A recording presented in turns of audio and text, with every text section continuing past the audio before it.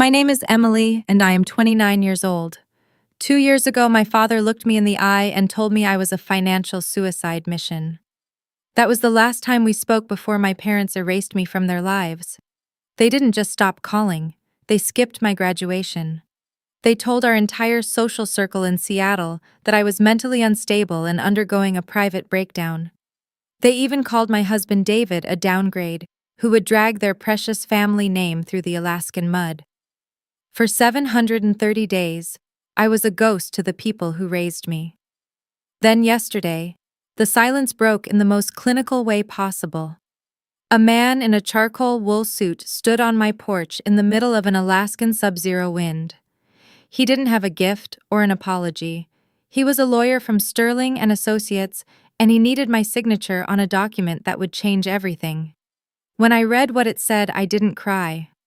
I laughed so loud the lawyer actually asked if I was okay. He had no idea that the daughter my parents called worthless was about to become the one person they couldn't afford to lose. Before I tell you what was in that envelope and how I turned their elite world upside down, please take a moment to like and subscribe to Hazel Tells Stories. But only if this story truly resonates with you.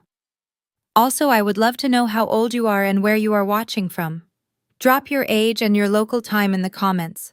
I want to know who is out there with me right now. Now let me take you back to a manicured lawn on Mercer Island, and the beginning of a Cold War that my parents thought they had already won. To understand the ice in my veins, you have to understand the elite disparity of the Walker household. My father, Julian, was a senior vice president at a top-tier investment firm, and my mother, Catherine, was the self-appointed queen of every charitable gala in the city. To them, children weren't just family. We were portfolio assets. My younger sister, Chloe, was the high-yield bond. She had the Stanford MBA and the neurosurgeon husband. I was the risky venture.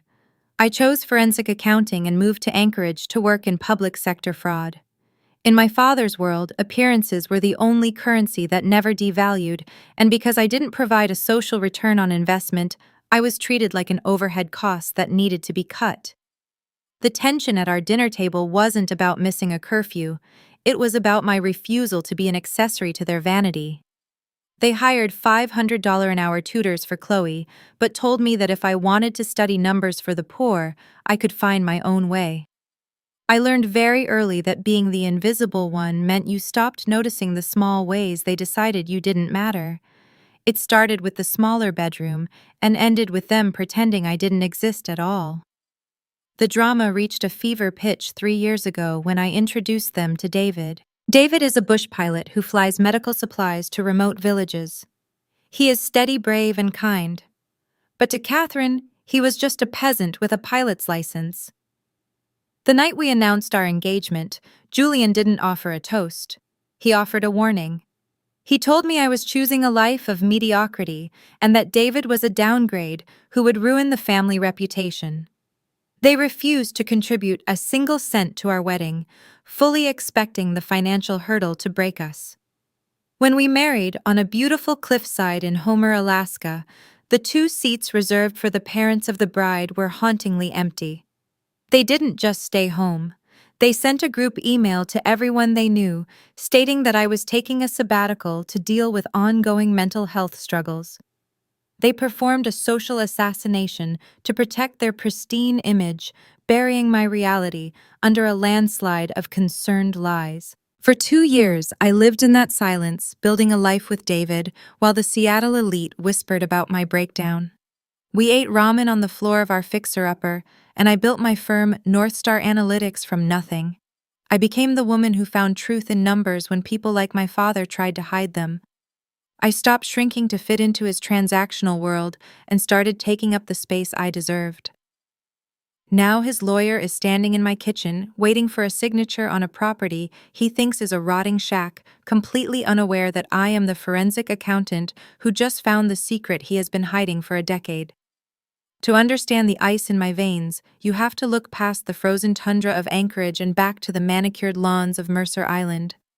This is where my parents, Julian and Catherine, built their kingdom of glass and high-interest expectations.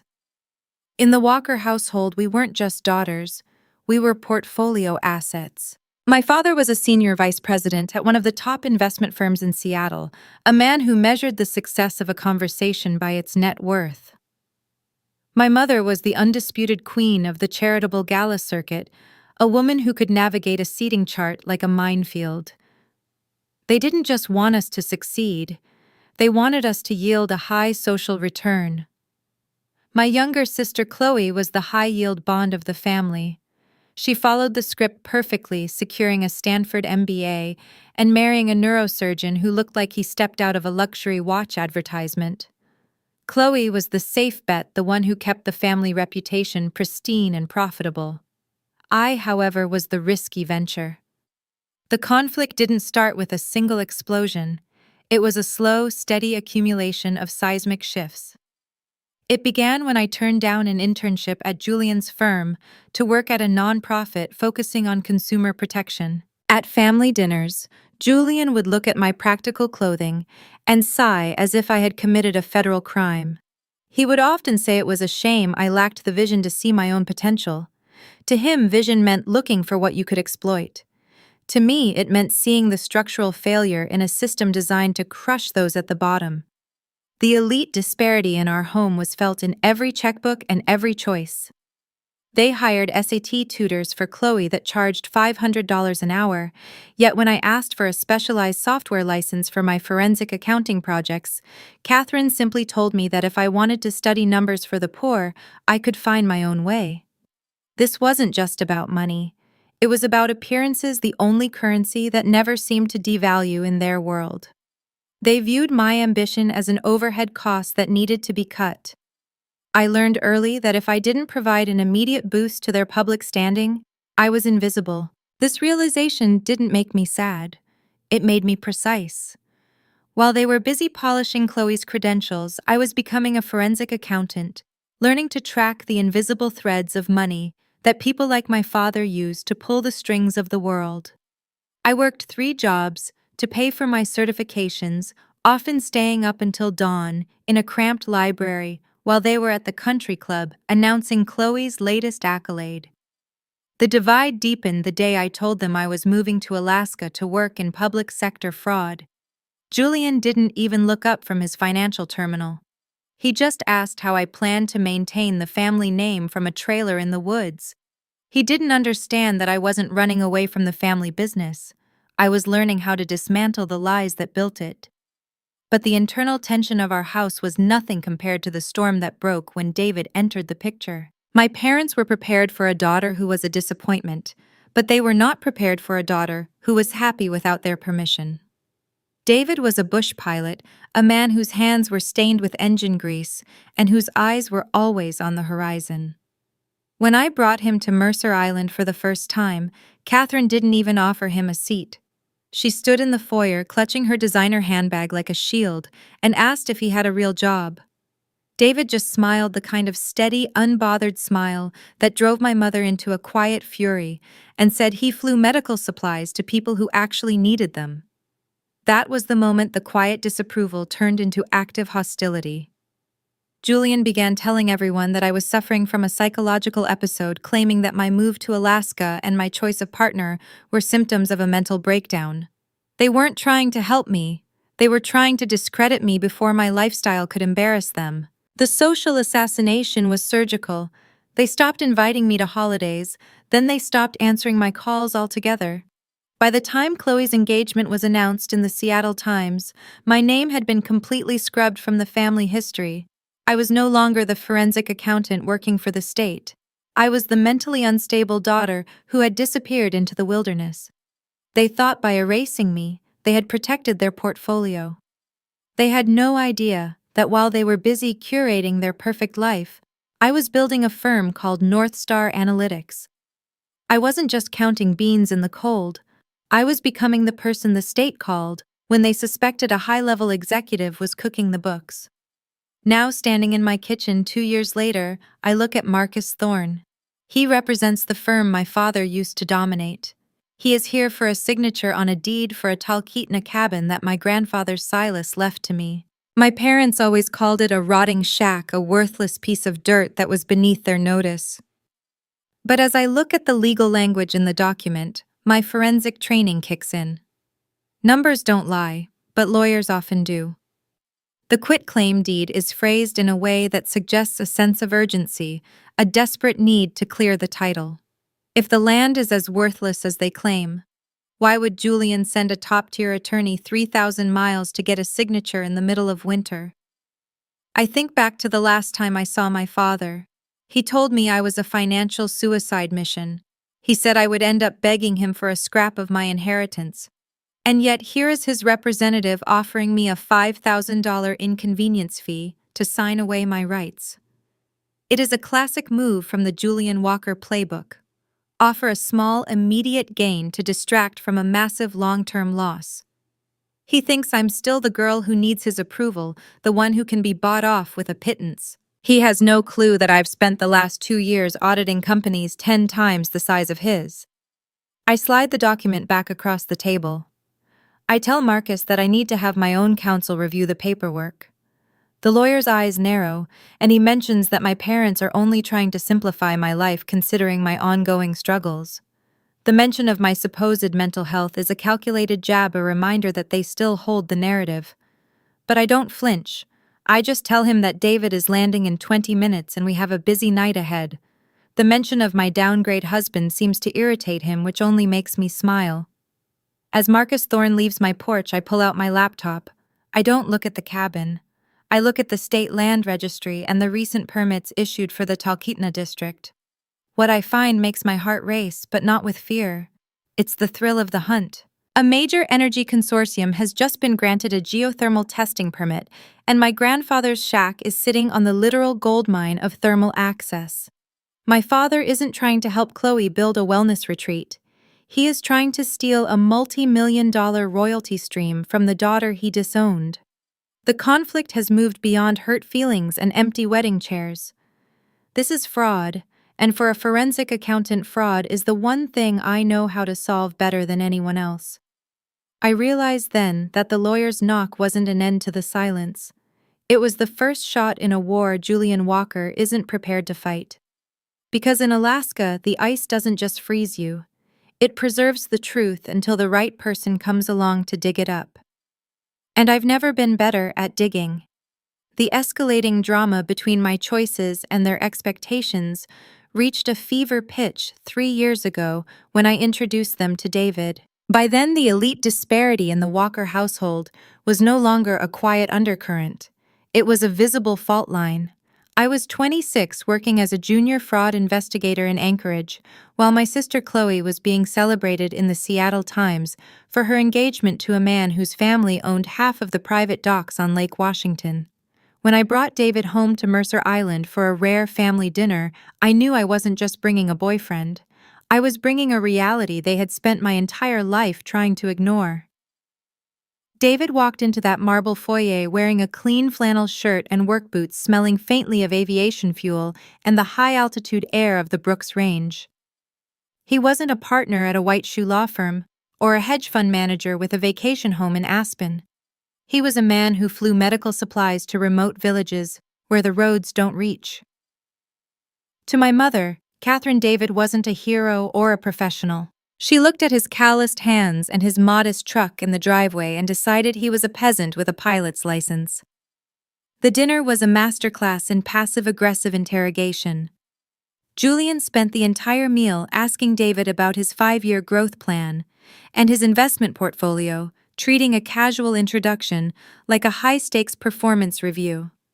When David calmly explained that his satisfaction came from ensuring a village had insulin during a blizzard rather than moving numbers on a screen, the silence that followed was arctic. My parents didn't see a man of character. They saw a threat to the brand they had spent 30 years curating. The night we announced our engagement, the mask of polite disappointment finally shattered. We were standing in the same living room where they had toasted Chloe's MBA. Julian didn't reach for a bottle of vintage champagne. He didn't offer a toast or a hug. He stood by the fireplace, looking at me with a cold, calculated distance that felt like a business liquidation. He told me I was choosing a life of mediocrity. He looked at David as if he were a faulty piece of equipment, and said that this man was a downgrade that would drag the Walker name through the mud. It was the ultimate insult in their world. To be a downgrade was to be a failure of the investment they thought they had made in me. They didn't stop at words. In a move of surgical financial cruelty, they informed me that they would not contribute a single cent to the wedding. Julian told me that since I had chosen a common life, I could pay for it with a common salary. They assumed the financial hurdle would break us, that the reality of planning a wedding on a government investigator's pay and a bush pilot's erratic income would force me to come crawling back to Mercer Island, begging for their approval and a budget. They underestimated two things: my ability to find value in what others discard, and David's unwavering belief that we were enough exactly as we were. We spent a year saving every penny.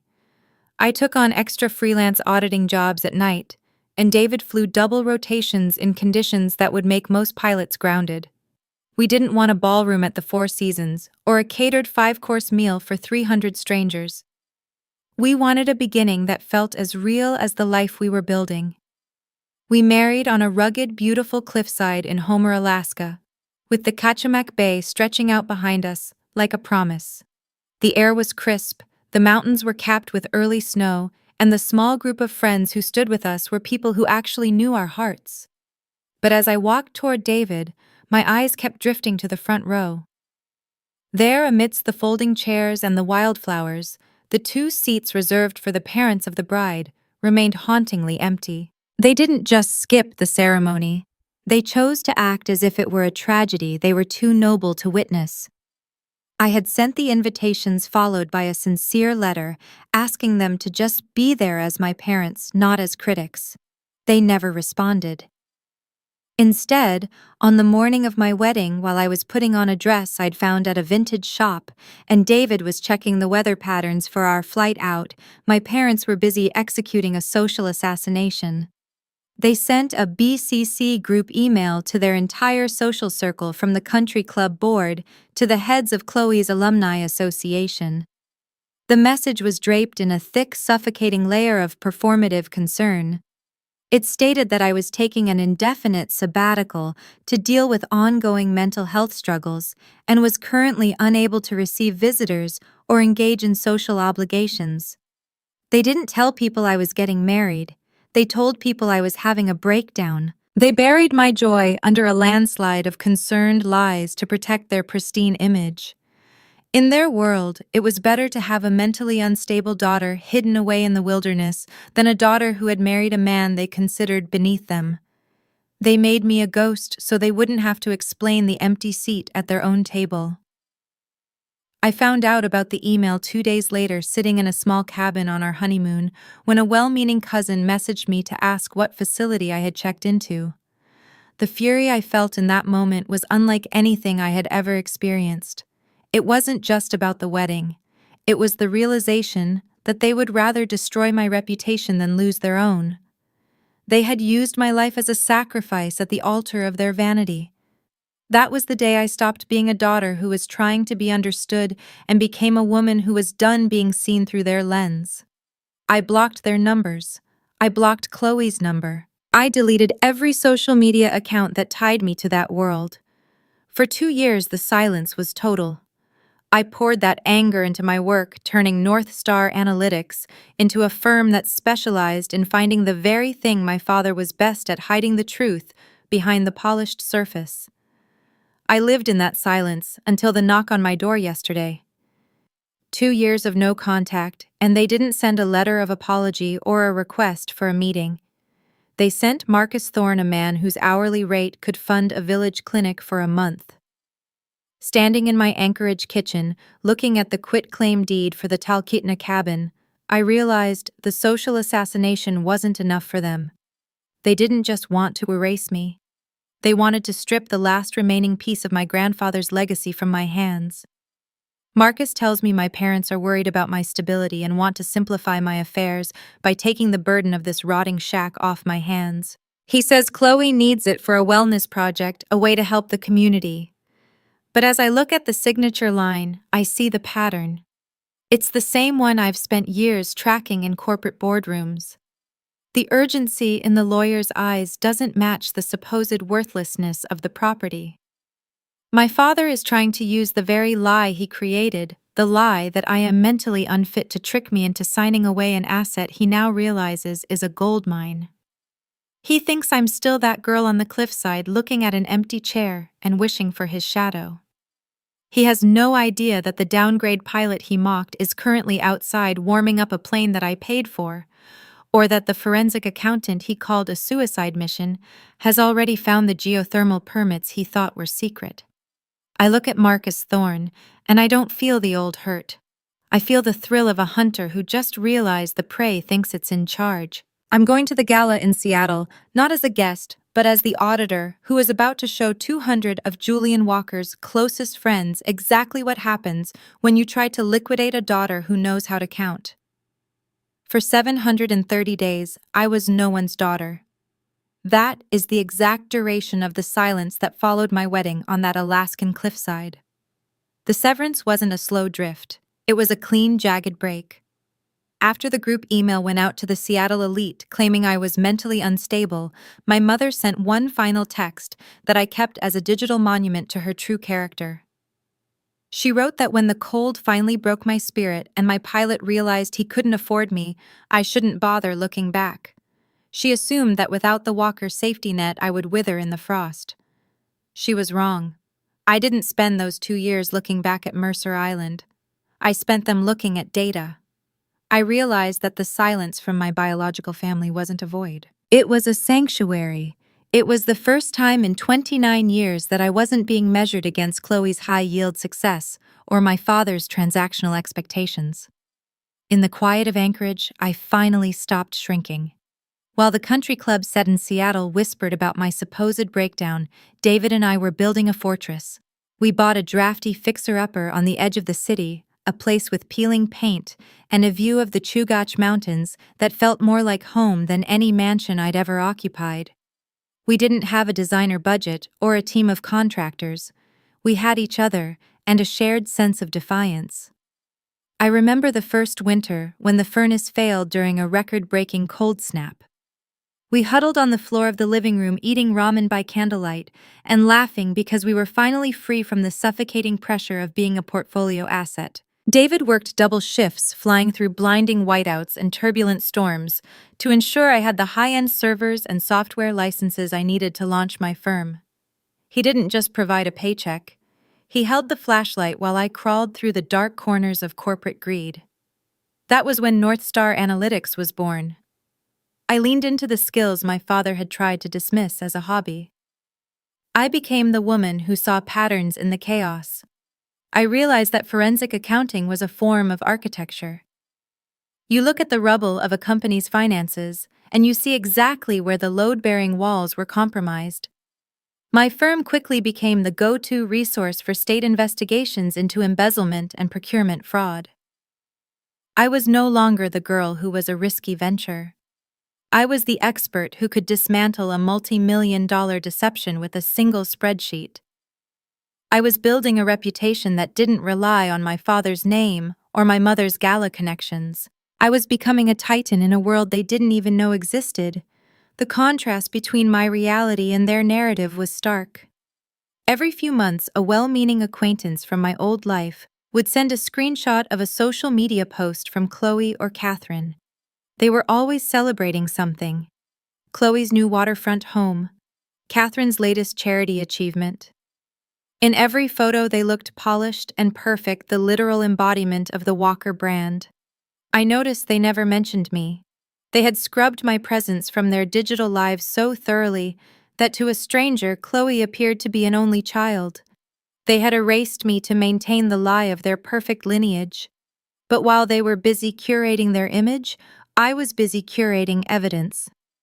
My work for the state began to cross paths with some of the investment firms my father associated with. I started seeing names I recognized in the margins of audit reports. I wasn't looking for revenge, but as a forensic accountant, I knew that where there is smoke, there is usually a very expensive fire. David and I built a family that wasn't a biological contract. We found our own version of the Morrisons' friends who showed up for Sunday dinners because they wanted to, not because it looked good on a holiday card. We learned that loyalty is something you earn through consistency, not something you inherit through DNA. My pilot husband, the man Julian called a downgrade, was the one who encouraged me to take on the biggest cases. He was the one who understood that my mind wasn't broken. It was just tuned to a frequency my parents couldn't hear. The silence of those 2 years allowed me to heal the wounds of a lifetime. I realized that Julian's approval was a shadow that only followed me when I stood in his light. Once I stepped away, I found I had a glow of my own. But the silence was never going to last forever. People like Julian Walker don't stay away because they've learned their lesson. They stay away because they think you have nothing left to give them. The moment they realize you hold an asset they need, the silence breaks. That brings us back to the knock on my door. Marcus Thorne, the lawyer in the expensive suit, didn't come to Anchorage because my parents missed me. He came because my grandfather Silas had left me that Talkeetna property in a way that circumvented Julian's control. My parents had spent a decade calling it a rotting shack, making sure I viewed it as a burden. They had even paid the property taxes themselves, making it seem like an act of charity toward their unstable daughter. As I sat at my kitchen table with the lawyer, I thought about the 730 days of nothing. I thought about the graduation they skipped and the wedding they tried to ruin with a group email. And then I looked at the quitclaim deed again. Marcus was pushing for a signature citing the $5,000 inconvenience fee as a generous offer. He mentioned that Chloe wanted to build a wellness retreat to honor our grandfather's memory. It was such a perfect Walker-lie wrapping greed in the cloak of sentimentality. But I knew better. I had just finished an audit for the Department of Natural Resources regarding geothermal permits in the Mat-Su Valley. I knew exactly why that shack was suddenly a priority. The lawyer asked me if I was okay because I started to laugh. It wasn't a laugh of madness, but a laugh of total, absolute clarity. I realized that my father had finally made a mistake. He had underestimated the forensic accountant he tried to discredit. He thought I was still the girl who could be bullied by a suit and a legal document. He didn't know that I had spent the last 2 years becoming the person who decides which doors open and which ones stay shut. I didn't sign the paper. I told Marcus Thorne that I needed to consult my own legal team. The look of irritation on his face was the best wedding gift I never received. The conflict was no longer a private family matter. By refusing to sign, I was effectively blocking a multi-million-dollar land access deal that my father had likely already promised to his partners. I was no longer a ghost. I was a roadblock. As Marcus walked back to his rental car, I saw him pull out his phone, his posture rigid with anxiety. He was calling Julian. He was telling my father that the mentally unstable daughter in Alaska was asking questions. I felt a surge of adrenaline. The 2-year silence was over, and the war was just beginning. I turned to David, who was watching from the doorway. He didn't ask what I was going to do. He just handed me my laptop. He knew exactly what was coming. I wasn't going to just keep my shack. I was going to audit the life Julian Walker thought was untouchable, and I knew exactly where to start looking for the cracks in his glass kingdom. Marcus Thorne sat at my small kitchen table, his presence as incongruous as a high-priced sports car in a muddy field. He watched me with the practiced patience of a predator who believes the prey has no exit. In front of me lay the quitclaim deed, its legal language dense and dry, designed to be skimmed rather than scrutinized. This document concerned a cabin in Talkeetna, a property my grandfather Silas had placed into a small estate trust for me 10 years ago. For a decade, my parents had treated this legacy like a piece of refuse. They routinely called it that rotting shack in the woods, and took great care to remind me that they were doing me a favor by managing the property taxes. They had shaped my perception of the land until I viewed it as nothing more than a burdensome pile of timber and moss. Now that narrative was changing without an apology. Marcus checked his heavy gold watch, the metal gleaming under my modest kitchen lights. He explained that my sister Chloe was looking to develop the land into a boutique wellness retreat. He described it as a passion project, a way for her to connect with the rugged beauty of the North. He spoke about her vision for yoga decks and organic gardens, painting a picture of sisterly ambition that was supposed to make me feel like the obstacle to her happiness. To sweeten the deal, he noted that my parents were offering a $5,000 inconvenience fee for my signature. He framed it as a gift, a gesture of goodwill to help me with my ongoing struggles in the harsh Alaskan climate. I felt a laugh bubbling in my chest, but I kept my face as still as the tundra. I knew Talkeetna. I knew the bite of the air and the way the mountains loomed over the Susitna River. More importantly, as a forensic accountant who spent 40 hours a week untangling the lies of white-collar criminals, I knew how to read between the lines of a restructuring document. My father didn't spend money on top-tier legal counsel to settle a $5,000 dispute. Marcus Thorne's travel expenses alone had already exceeded the offer on the table. In the world of high-stakes finance, you don't send a battleship to collect a rowboat unless that rowboat is carrying gold. I remembered Silas whispering to me when I was 12, his voice raspy but full of a secret fire. He had told me that people like my father only see the dirt, but that I had been born with the eyes to see the mountain. He saw the forensic investigator in me before I even knew the word. He knew that Julian and Catherine were architects of appearance, but he believed I could be an architect of truth. As I stared at the signature line, I realized this wasn't about a cabin or Chloe's imaginary wellness retreat. This was about the logic of American reality. In this country, when a family like mine suddenly cares about a rotting shack, it usually means there is a mineral find, an infrastructure project, or a massive government permit attached to the coordinates. I stood up and told Marcus that I needed a moment to consult my legal advisor. His expression shifted, a flicker of genuine irritation crossing his face. He reminded me that this was a family matter, and that bringing in outside parties would only complicate things further. He hinted that my parents might reconsider the $5,000 if I dragged this out. I didn't argue. I walked into my home office and sat down at my dual-monitor setup. My legal advisor wasn't a person. It was the State Land Registry and the Department of Natural Resources database. My fingers flew across the keyboard. I didn't look for building permits for yoga studios. I looked for seismic testing logs and geothermal exploration licenses.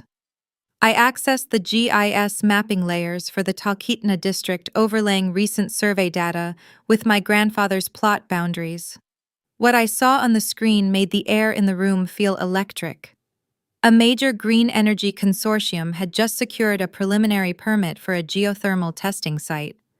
The thermal vent they needed to access the hottest point in the entire valley sat directly beneath the floorboards of my grandfather's shack.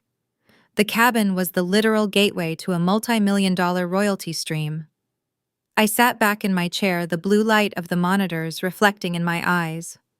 My parents had spent 2 years telling the world I was mentally unstable, creating a digital paper trail of my supposed breakdown. They had used that lie to isolate me, and now they were trying to use it to swindle me. Julian had likely already negotiated a deal with the consortium, promising them access in exchange for a massive payout. All he needed was for his broken daughter to sign a piece of paper she wasn't supposed to understand. He thought he had erased me, but he had actually given me the perfect cover. I realized that the $5,000 wasn't a fee. It was a bribe to keep me quiet while they robbed me of a legacy that Silas had intended to be my escape hatch. My father's greed was a pattern I knew by heart. He didn't build value, he siphoned it. He viewed my grandfather's land as an asset to be liquidated for Chloe's benefit, just like he viewed my life as a story to be edited for his social standing. But he had made a tactical error. He had forgotten that I was the one he had trained to find the missing variables. The conflict was no longer about a wedding I wasn't invited to, or a holiday dinner I spent alone. This was a professional challenge. It was a forensic audit of my own family's deception. By asking for my signature, they had invited me back into their world, but they hadn't realized I was coming in through the back door with a search warrant. I felt the familiar rush of a major investigation. I wasn't just a daughter anymore. I was a majority stakeholder in a thermal gold mine, and my father was about to find out that his daughter in Alaska was very, very stable. I walked back into the kitchen, the quitclaim deed feeling like a weapon in my hand. Marcus Thorne looked up his pen ready. He told me that his flight left in 3 hours, and that he'd like to wrap this up so I could get back to my evening. I looked at his Rolex, then at the document, and then directly into his eyes. I told him that I wouldn't be signing the deed today. I explained that I had found some discrepancies in the property description that required a more thorough review of the state land records. The lawyer's posture went rigid. He dropped the friendly tone and reminded me that my father had been very patient with my erratic behavior over the last 2 years. He warned me that if I pushed Julian, there would be consequences for my husband's pilot license and my own standing with the state. It was a threat plain and simple. They were going to use the mental health lie to crush me if I didn't comply. But I just smiled. It was a sharp, clinical smile that I usually reserved for the end of a successful audit. I told Marcus that I would be in Seattle next week and that I would discuss the matter with my father in person at his retirement gala. The look of pure, unadulterated panic that crossed Marcus Thorne's face was more satisfying than any check they could have written. He knew that if I showed up in Seattle, the narrative they had spent 2 years building would start to crack.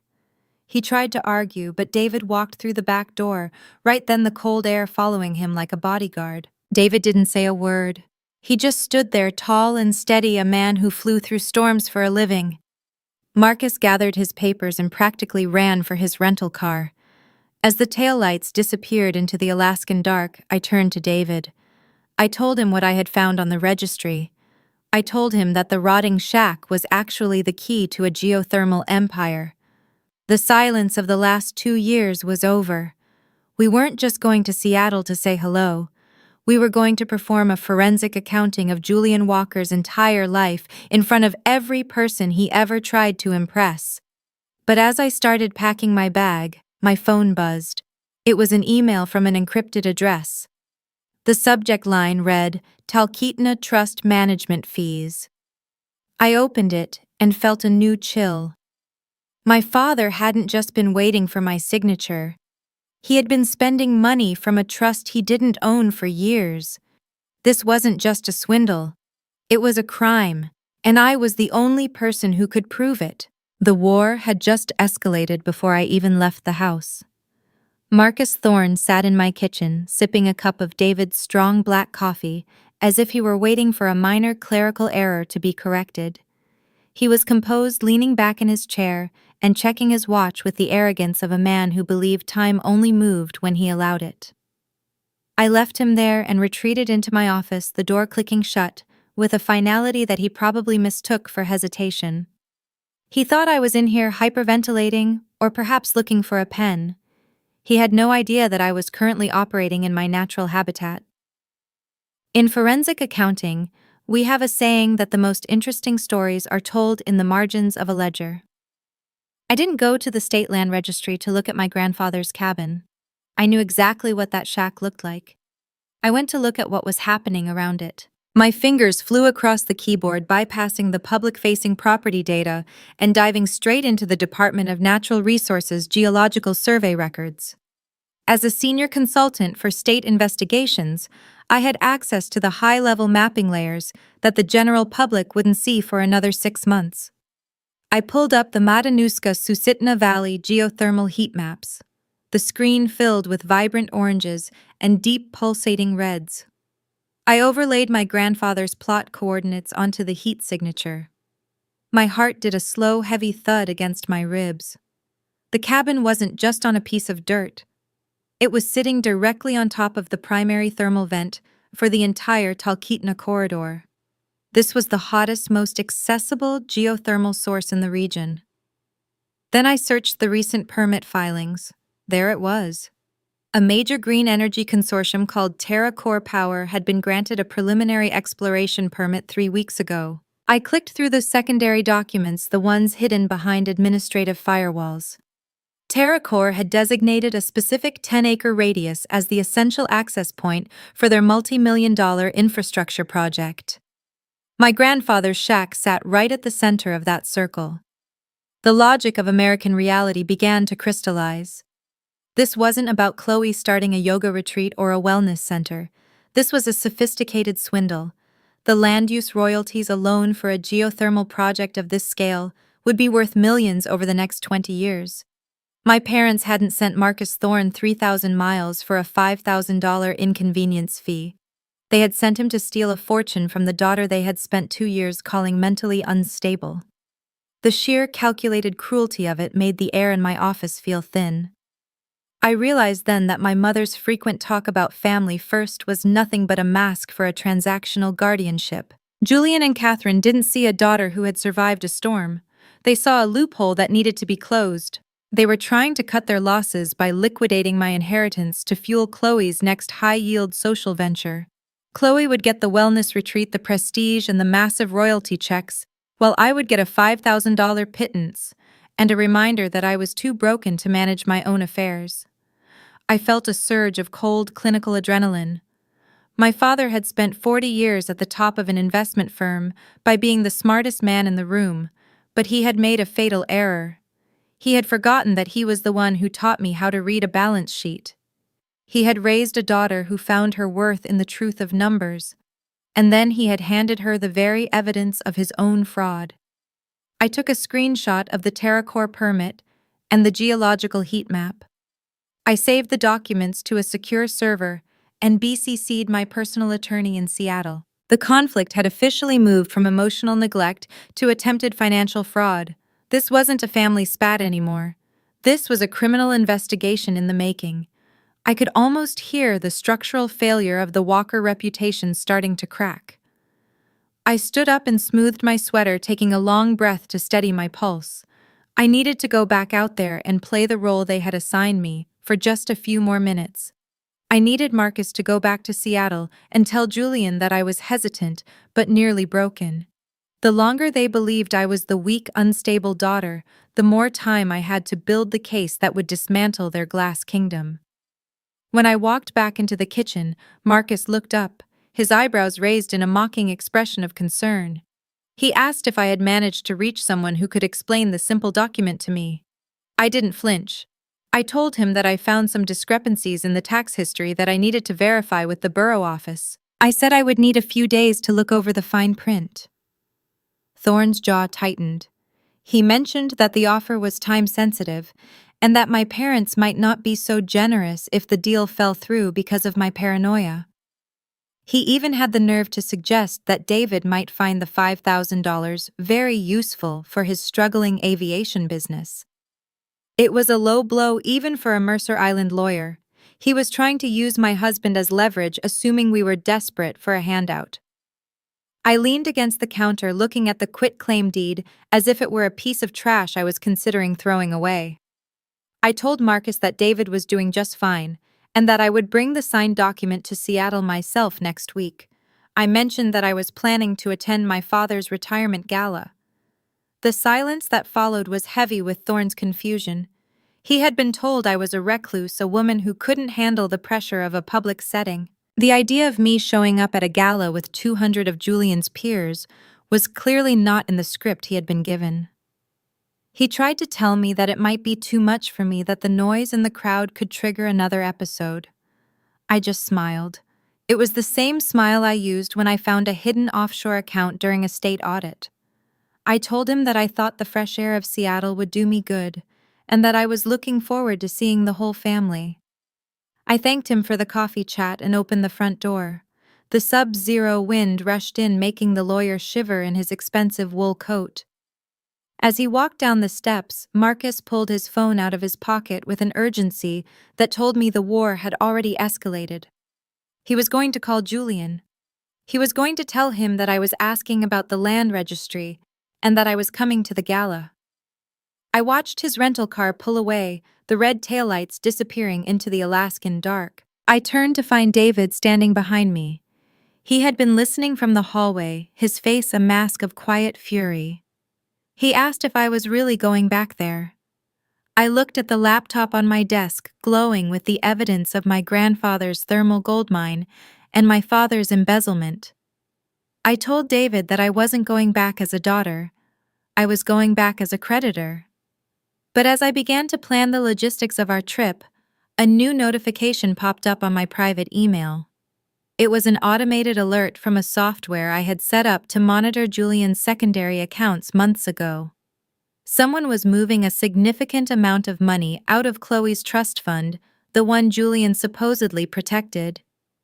It looked like the Walker Kingdom wasn't just built on lies. It was cannibalizing itself. The drama was no longer about a cabin, it was about a total collapse, and I was the only one with the map to the wreckage. I realized then that my father's retirement gala wouldn't just be a party. It would be a funeral for a reputation he had spent 40 years stealing, and I was going to be the one to deliver the eulogy. I walked back into the kitchen with the measured gait of someone who had just finished an audit and found a billion-dollar mistake. Marcus Thorne was leaning back in my chair, his thumb tracing the rim of his porcelain cup with an air of bored entitlement. He looked up, his hand already reaching for the expensive fountain pen resting on top of the quitclaim deed. He expected a signature. He expected a broken woman to surrender the last piece of her inheritance for a $5,000 pittance. Instead, I set my phone down on the table with a sharp, rhythmic click and slid a fresh, steaming cup of coffee toward him. I didn't sit down. I stood over the table using the height of the room to shift the power dynamic. "Tell me, Marcus." I began, my voice as steady and cold as a sub-zero morning in the Brooks Range. "Did my parents mention that I am currently a senior consultant for the State Department of Natural Resources? Or did they just tell you I was the unstable daughter who couldn't read a balance sheet?" The lawyer's professional mask didn't just slip, it fractured. For a fraction of a second, I saw the genuine confusion behind his eyes. He had been briefed on a recluse, a woman living in a fog of mental instability, who would be grateful for any scrap of attention from Mercer Island. He was not prepared for a forensic accountant with the weight of state authority behind her. "I am not signing this document." I continued, my words hitting the air like a series of deliberate strikes. "In fact, I am filing an injunction this afternoon to audit the management fees my father has been charging against this trust for the last decade." Thorne's posture changed instantly. He went from a relaxed predator to a cornered animal trying to calculate the height of the fence. He realized in that moment that he wasn't dealing with a service provider or a piece of free domestic help. He was dealing with a forensic titan who had been trained to dismantle empires by tracking the very things people like Julian Walker thought were invisible. I watched him scramble to regain his footing. He tried to suggest that my parents were only trying to protect me from the complexities of property ownership, citing my supposed history of erratic behavior. It was the same script they had used for 2 years, the same lie they had whispered to every neighbor and business associate in Seattle. But when you are standing in a room with a woman who has just mapped the geothermal heat signatures of a multi-million-dollar land deal, the mentally unstable label doesn't just sound false, it sounds desperate. I informed him that I would be attending the Family Heritage Gala in Seattle next week, the one celebrating my father's 40 years of supposed integrity. I told him I would be bringing my own legal team and a comprehensive audit of every transaction Julian had made on my behalf since I was 18. The irony was almost poetic. My father had spent my entire life worried about his social return on investment. He had dismissed me as a risky venture because I didn't fit into his narrow transactional worldview. Now I had finally found the exact return he was so worried about, and it was going to cost him everything he had spent 40 years stealing. Marcus Thorne actually had the nerve to ask if I was okay. It was a final weak attempt to use the gaslighting tactic that had defined my life. I laughed, a sound that carried no bitterness, only the absolute clarity of a woman who has found her own power. I told him I had never been better, and that I had finally found the mountain my grandfather Silas told me to look for. I watched the lawyer gather his leather briefcase, his movements hurried and jerky. He didn't even finish his coffee. He was already thinking about the phone call he had to make to Julian, the one where he would have to explain that the broken girl in Alaska had suddenly turned into a state investigator. As the door closed behind him, the silence of the house felt different. It wasn't the lonely silence of the last 730 days. It was the quiet before a landslide. I turned to David, who was standing by the window watching the lawyer's rental car disappear into the dark. David didn't ask if I was sure. He knew that for a forensic accountant, the truth isn't an emotion, it is a destination. He asked when our flight left for Seattle.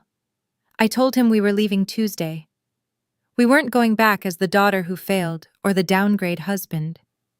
We were going back as the creditors coming to collect on a debt that had been compounding for nearly 30 years. But as I started to pull my files for the audit, I realized that the Talkeetna cabin was only the beginning of the cracks in the Walker Foundation. My grandfather had been a man of secrets, and he had left me a digital key tucked into the back of an old ledger. When I opened the encrypted file, I found a list of accounts that Julian had never disclosed to the board or the IRS. My father hadn't just been swindling me. He had been cannibalizing the firm's retirement funds to maintain the Mercer Island lifestyle. The conflict had just escalated from a family trust dispute to a federal-level fraud case. I realized then that my father's retirement party wouldn't just be the end of his career. It would be the beginning of a reckoning that would leave his pristine reputation in ashes. And I was the only one with the matches. I spent the next 4 hours at my dual monitor station, the blue light reflecting the cold determination in my eyes. I wasn't just looking for mineral rights anymore. I was following the trail of a 40-year deception. Every time my mother Catherine had bragged about a new charitable gala or a designer gown, the money had been siphoned from the futures of the people Julian was supposed to protect. I saw the patterns of a man who viewed the world as a game he was the only one allowed to win. I realized that my sister Chloe's wellness retreat wasn't a passion project. It was a money laundering scheme designed to hide the final liquidation of the firm's assets before the mandatory retirement audit. The drama of my childhood, the feeling of being invisible and worthless, suddenly made sense in a way it never had before. I wasn't invisible because I lacked potential. I was invisible because I was the only one in the house who might have been smart enough to see through the math. They didn't want me to have a degree or a career in finance because they knew I would find the missing variables. They disowned me not because I was a failure, but because my husband was a man they couldn't buy, and I was a woman they couldn't fool. The weight of the evidence was staggering. I had the 1965 partnership agreement, the 2018 board minutes, and now the ledger of the stolen retirement funds. This wasn't just a corporate battle. This was the logic of an American dynasty hitting the wall of its own greed. As the sun began to rise over the Chugach Mountains, casting a long purple shadow across the snow, I felt a sense of peace I hadn't known in a decade. I wasn't the mentally unstable daughter, I was the architect of the truth. I called Marcus Thorne's office and left a message. I told his assistant that I would not be settling for the $5,000 or even the $1.2 million the firm had hinted at. I told her to inform Julian that I was coming to the gala to discuss the Talkeetna project and the missing management fees in a very public forum. I knew the message would reach my father within the hour. I knew he would spend the next few days in a blind panic trying to find a way to discredit me one last time. But as David handed me a suitcase and told me he had fueled the plane, I realized that Julian Walker was out of time. You can hide a lot of things in 40 years, but you can't hide from a daughter who has spent those years learning how to read the fine print. The gala was in 4 days, and I was bringing the entire mountain with me. The flight from Anchorage to Seattle feels less like a vacation and more like a tactical deployment into enemy territory. As the plane banks over the Puget Sound, the familiar skyline of my childhood looms through the cabin window, but I don't feel the old tug of nostalgia. I feel the cold, sharpened edge of a mission. David sits beside me, his hand over mine, his steady presence the only anchor in a world that is about to experience a tectonic shift. He leans in, his voice quiet enough to stay below the hum of the engines, telling me that I don't have to do this. He reminds me that we have enough in Alaska, that our life is full and warm and far away from the toxic reach of Mercer Island. I look out at the clouds and tell him that it was never about the money. It's about the architecture of the truth. My parents spent 2 years telling the world I was broken so they could feel whole. I am simply returning the favor. We check into a hotel in downtown Seattle, a glass and steel tower that stares directly across the street at the firm where Julian Walker spent 40 years maintaining his reputation. From our suite on the 30th floor, I can see the lights of the executive offices where my father orchestrated the social assassination of his own daughter. I don't unpack my suitcase. Instead, I open my laptop and spread my grandfather Silas's ledgers across the desk. I spend the night reviewing the management fees Julian has been siphoning from my trust for the last decade. As a forensic accountant, I am trained to look for the story behind the numbers, and the story I am finding is one of desperation. The elite disparity I grew up with, the country club memberships, the designer galas, and the high-yield promises made to Chloe, it was all a glass-cut facade. My father wasn't just a cold man, he was a desperate one. The slow embezzlement of my family trust wasn't a choice of malice alone, it was a necessity to keep the Walker brand from declaring bankruptcy. My parents didn't discard me because I was a failure. They discarded me because I was a liability they couldn't afford to pay out. They needed me to be unstable so they could justify keeping the gates of the trust locked while they picked the locks from the inside. I realized then that I am not just the daughter they threw away. I am the forensic accountant who holds the power to bankrupt their entire legacy once and for all. The conflict of my childhood suddenly takes on a new clinical clarity. Every time Catherine mocked my practical clothes or Julian questioned my vision, they were projecting their own fear of exposure. They weren't trying to help me, they were trying to ensure I never looked closely at the books. I remember a summer afternoon when I was 19 sitting in Julian's home office and asking why the Talkeetna property taxes were being paid out of my college fund instead of the trust income. He didn't answer. He simply told me that I didn't have the temperament for finance and suggested I go for a swim. That was the day the mental health narrative began. It was a defensive maneuver, a way to make sure that if I ever found a discrepancy, no one would believe the girl who couldn't keep her head straight. I spend the early hours of the morning preparing my keynote mission. I am not the girl in the scuffed Zara dress who stood at the back of Miranda's graduation. I am a senior executive in my own right, and I have the tailored suit to prove it. I reach out to a colleague at the state auditor's office and secure a temporary credential that allows me to represent the interest of the Talkeetna Trust at any public or private board meeting. I am building a cage made of evidence, and I am going to walk Julian Walker right into it at his own retirement gala. As the sun begins to rise over Lake Washington, casting a pale judgmental light on the mansions of Mercer Island, David brings me a cup of coffee. He sees the spreadsheets on the screen, the red lines indicating years of siphoned funds. He asks what the goal is. I tell him that by tomorrow night, every person who received that group email about my breakdown will see the actual balance sheet of the Walker family. I am going to show them that the man who called my husband a downgrade was actually the one liquidating his daughter's future to pay for his wife's jewelry. But as I finalize the audit report, my phone buzzes with a notification from a private investigator I hired when we landed. He has sent over a file regarding Chloe's supposed wellness retreat. It turns out my sister isn't just a pawn in Julian's game. She's an active participant. The boutique retreat was never meant to be built. It was a shell company used to transfer the geothermal royalties directly into an offshore account that Chloe and Julian share. The betrayal isn't just a parental failure, it's a sibling conspiracy. Chloe didn't just laugh at me at Christmas. She helped our father erase me so she could inherit a stolen empire. The drama of the upcoming gala just shifted from a reckoning with my parents to a total war with my sister. I realized that Chloe was the one who suggested the sabbatical lie to the Alumni Association. She was the one who provided the fake screenshots of my supposedly erratic texts to the family group chat. She wasn't just the golden child, she was the architect of the social landslide that buried me. I feel a new kind of resolve. I'm not just going to the gala to reclaim a cabin. I'm going to dismantle the entire high-yield bond that Chloe thinks is her birthright. I look at David and tell him that Chloe is in on it. He doesn't look surprised. He knows that in families like mine, the only thing thicker than blood is the greed that binds it. He asks if I'm ready to face her. I tell him that I've spent 2 years in the Alaskan wilderness learning how to track predators. A ballroom in Seattle isn't going to intimidate me.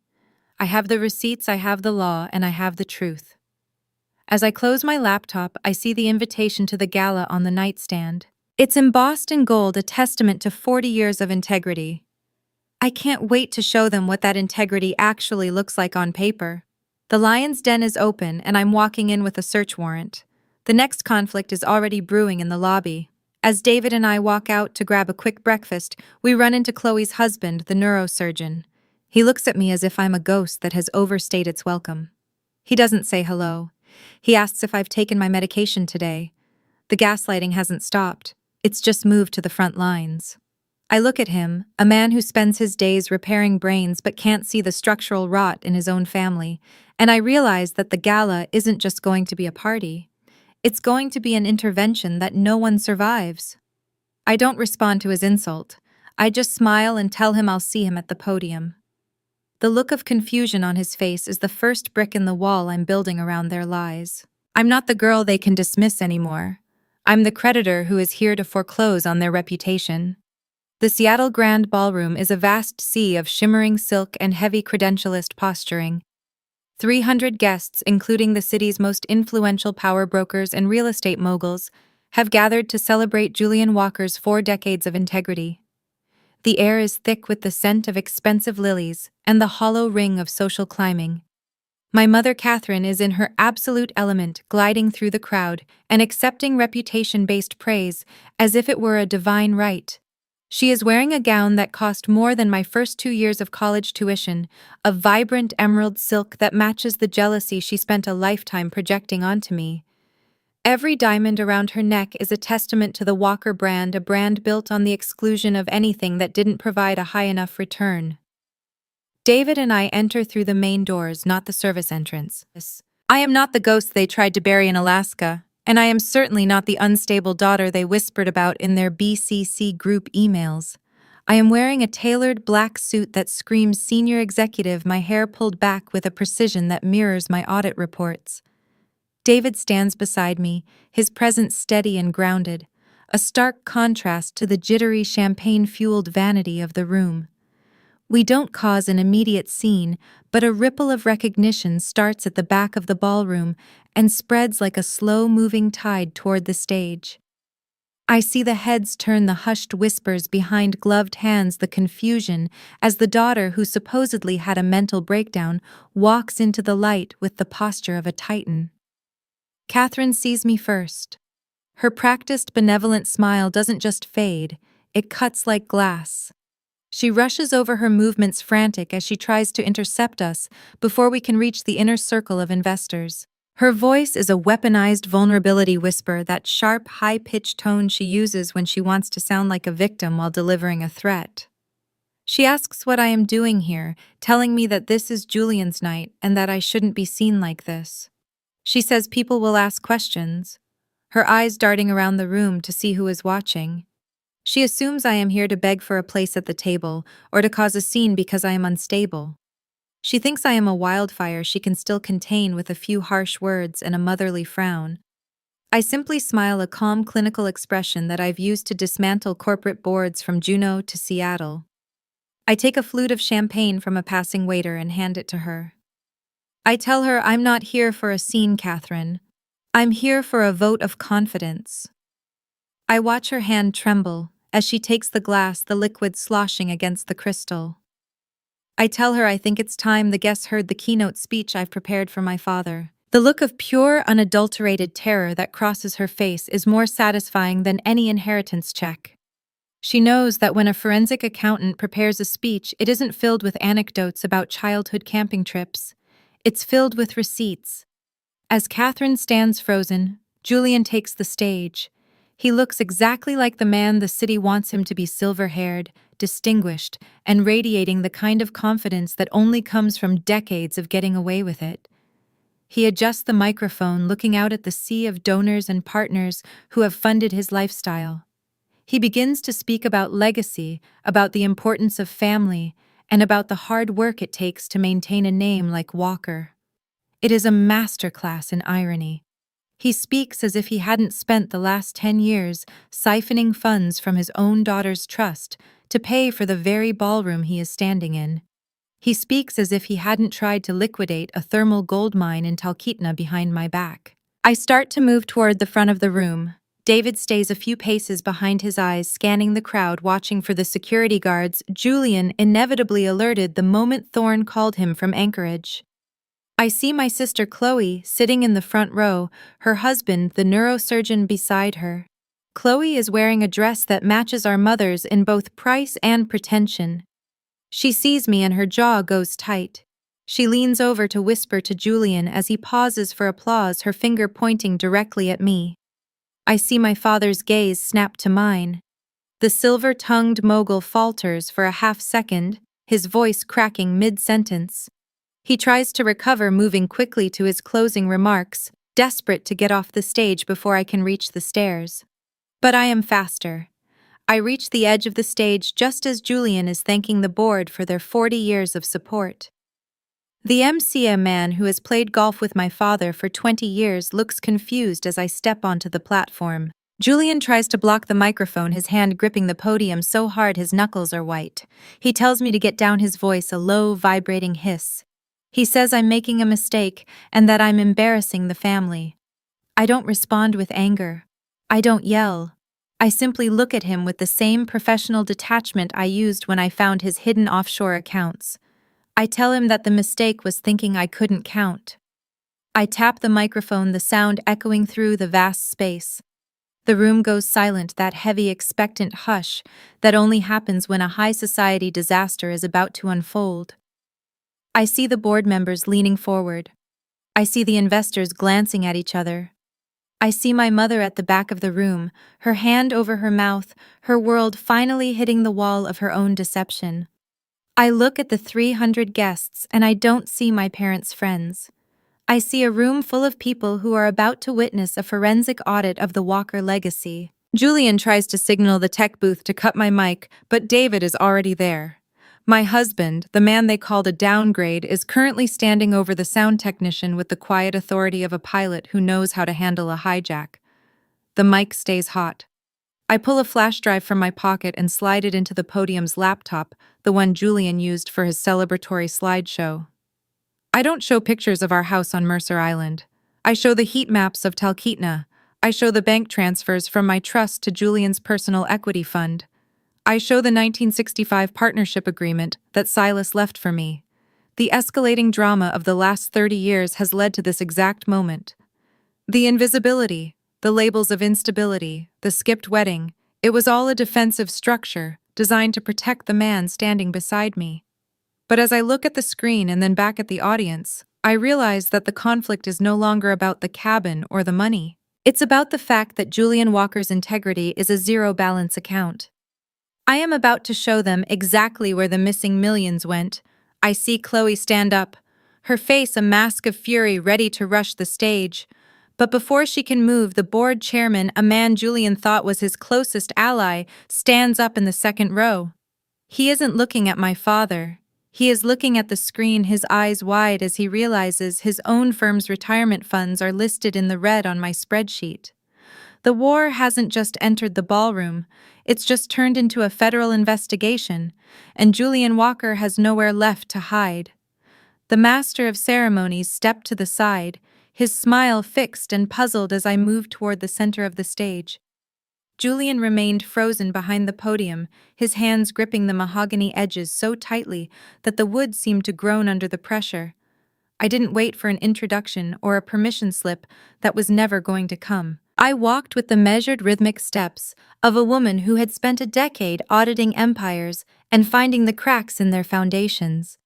The spotlight swung away from my father's pale face and found me illuminating the sharp lines of my executive suit and the absolute lack of fear in my eyes. To the 300 guests in the Seattle Grand Ballroom, I was a ghost returning to haunt a celebration. To Julian, I was a forensic titan coming to collect a debt. "Get down, Emily!" My father hissed, his voice a vibrating tremor of panic that he thought was hidden from the crowd. He leaned away from the microphone, his eyes darting toward the security detail near the velvet curtains. I ignored the command.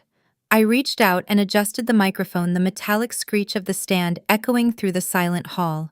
I looked out at the sea of silk and designer tuxedos, seeing the faces of the people who had received my mother's email about my supposed mental collapse. I saw the pity turn to confusion, and then to a sharp electric curiosity.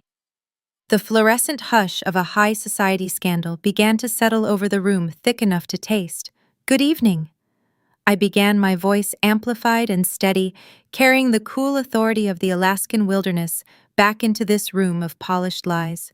"For 730 days, most of you were told I was mentally unstable. You were told I couldn't handle the pressure of the Walker legacy and that I had disappeared into a breakdown.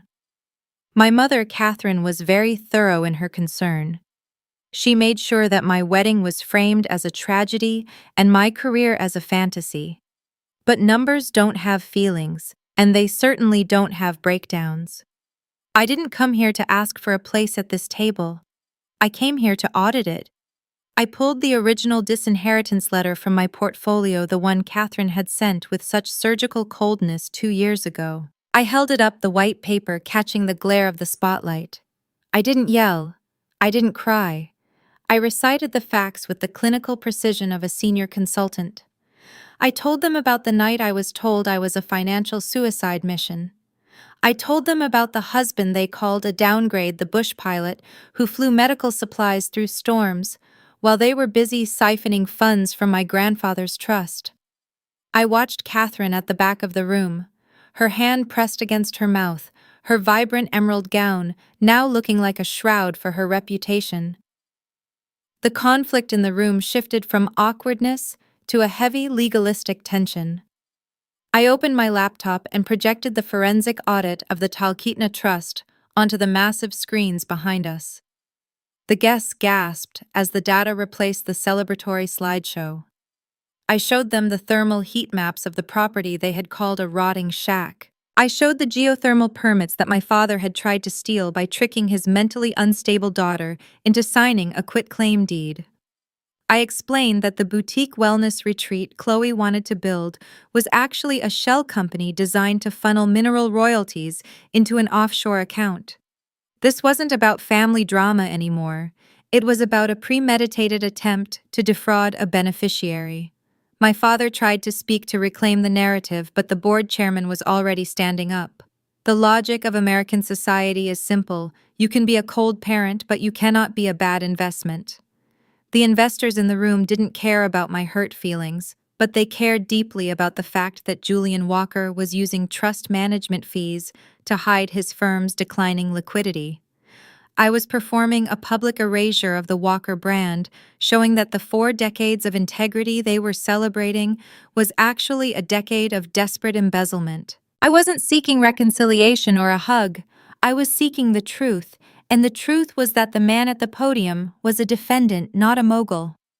The drama reached its peak when I revealed the final slide, a list of the firm's retirement accounts that had been used as collateral for Julian's personal equity loans. The room erupted into a low, angry murmur. The power brokers and real estate titans who had just been applauding were now looking at their own financial futures reflected in the red ink of my report. I saw Chloe's husband, the neurosurgeon, step away from her in the front row, his medical precision finally recognizing a terminal infection in his own family. He didn't look at me with pity anymore. He looked at Julian with the horror of a man who realized he was married to a liability. I finished my speech by looking directly at my father. "You told me I lacked the vision to see my own potential, Julian," I said, my voice dropping to a whisper that the microphone still caught. "But I saw the mountains Silas told me about. I saw it through the spreadsheets and the lies. And I realized that the only person in this family who is truly unstable is the one who thought he could outrun his own math." I stepped away from the podium, leaving the silence of the ballroom to be filled by the sound of Julian Walker's world collapsing in real time. I didn't wait for a rebuttal. I walked off the stage and toward the exit, David waiting for me at the doors. As we pushed through the heavy gold handles, I heard the first of the board members shouting for an explanation. The gala was no longer a party. It was an interrogation. But as we reached the elevators, a new conflict emerged. Marcus Thorne was waiting there, his face no longer clinical or arrogant. He looked like a man who had just realized he had signed on to a sinking ship. He told me that the state investigators were already in the lobby and that they were asking for my audit files. He warned me that if I handed them over, I would be destroying my sister's future as well as my father's. He asked if I was prepared to be the woman who put her own family in federal prison. I looked at the elevator doors, and then at David. I realized that the truth didn't just set you free, it required a sacrifice. And as the doors opened, I saw the blue lights of the police cruisers reflecting off the glass of the lobby. The war wasn't over. It was just moving into a courtroom. The Titan-level reveal continued as I manipulated the laptop with the practiced efficiency of someone who had spent 2 years finding what others desperately tried to bury. The celebratory slideshow of my father's life was gone, replaced by the stark monochromatic reality of a forensic audit. On the massive screens flanking the ballroom, the management fee transfers began to scroll. I used my Department of Natural Resources credentials to highlight the specific routing numbers that traced back to the Talkeetna Trust. The 4 decades of integrity Julian had just finished boasting about were being dismantled in real time, exposed as a decade of systemic embezzlement designed to prop up a lifestyle that had long since outpaced his actual earnings. The 300 guests, the very power brokers my father had spent a lifetime trying to impress, leaned forward as if pulled by a single string. The ballroom hushed a silence so thick it felt like the air before a terminal system failure. I pointed to the largest discrepancies, showing how Julian had siphoned funds meant for my future to pay for the emerald gown my mother was currently wearing and the high-yield education Chloe had used to look down on me. The elite disparity that had defined my existence, the gap between the golden child and the risky venture, was evaporating under the harsh glow of the projector. I looked at Catherine. She was frozen near the service entrance, her Cartier-clad hand gripping the back of a gilded chair as if it were the only thing keeping her from collapsing into the designer carpet. She looked at the screens, then at me, her face a mask of ruined pretension. Beside her, Chloe, the paper success who had spent the last 2 years curating her image as a wellness mogul, stared at the floor. She realized that her dream of a Talkeetna retreat was built on a grave of lies, and that the sister she called unstable was the only one in the room with a firm grasp on reality. I turned back to my father. Julian had gone from a celebrated mogul to a criminal defendant in less than 10 minutes. His skin had taken on the color of old parchment, and his breathing was shallow, the sound of it caught by the still active microphone. I stood my ground, my posture mirroring the unwavering certainty of the numbers I had uncovered. I told him that I was not a downgrade and that I was the auditor he forgot to account for. My voice didn't waver. It didn't carry the heat of revenge, only the cold weight of a concluded investigation. I walked off the stage, my heels clicking against the wood, in a silence so profound, it felt like a surgical strike to the very heart of the Walker legacy. The conflict didn't end with my exit. It merely shifted into a more chaotic gear. As I reached the back of the room where David was waiting, the first of the murmurs broke into open accusations. Robert Hartley, the board chairman who had known Silas for 50 years, stood up and demanded to see the source documents. He wasn't looking at my father with sympathy. He was looking at him as a liability that needed to be mitigated. The room erupted into a cacophony of raised voices and clinking crystal as the city's elite realized they had been applauding a man who was essentially a high society shoplifter. I didn't wait to watch the fallout. I had provided the evidence, and the logic of American corporate reality would handle the rest. In a world where reputation is everything, Julian Walker had just declared bankruptcy in front of his biggest creditors. As David and I pushed through the heavy doors into the cool night air of Seattle, I felt the first breath of true freedom I had known since I was 12 years old. I had survived the storm, and I had brought the mountain back with me to bury the people who tried to convince me I was nothing. We walked toward the hotel, the city lights reflecting off the wet pavement, but the drama was far from over. A black town car pulled up to the curb, its windows tinted and dark. Marcus Thorne stepped out, his wool coat flapping in the wind. He didn't look like a confident lawyer anymore. He looked like a man who had just realized his lead client was heading for a federal indictment. He told me that Julian wanted to speak with me privately at the firm across the street.